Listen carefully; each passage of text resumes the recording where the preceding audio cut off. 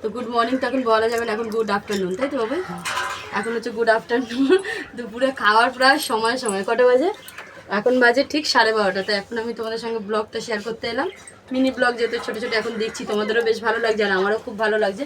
তো আজকে রান্না তোমাদেরকে দেখে বাবা সোরাই দেখো, ভাত তো অবশ্যই থাকবে, এই যে ভাত, তার সাথে এই যে বাঁধাকপি করেছি আজকে।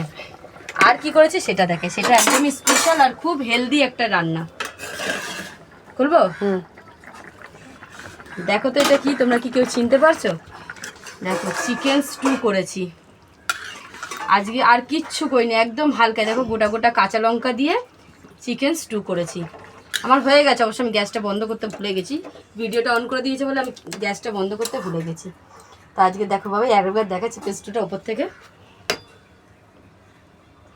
দেখো, দারুণ লাগছে। তোমাদের কেমন লাগছে আর তোমরা কে কে এরকম চিকেন স্টু বা হালকা খাবার খেতে পছন্দ করো আমাকে একটু কমেন্টে জানিয়ে তো। আমরা সবাই ভালোবাসি, যার জন্য দেখো কড়া ভর্তি করে 1 কিলো না কতটা চিকেন এনেছে, পুরো বিনস, গাজর, পেঁপে, আলুটা কম দিয়েছি, আলু দুটো ছোটো ছোটো থেকে 2টো আলু দিয়েছি, ওর মধ্যে শুধু একটা গোটা পেঁপে দিয়েছি, 3টে গাজর দিয়েছি, তার সাথে যতটা বিনস হয়েছিলাম সবটা দিয়ে ফেলেছি। এর মধ্যে বেশিরভাগ সবজি রয়েছে, সবজি আর চিকেন, আর এটা তো খাওয়া একদমই ভালো। তো সেই রকমই আজকে রান্নাবান্না হয়েছে। তো তোমাদের কেমন লাগলো জানিও। টাটা।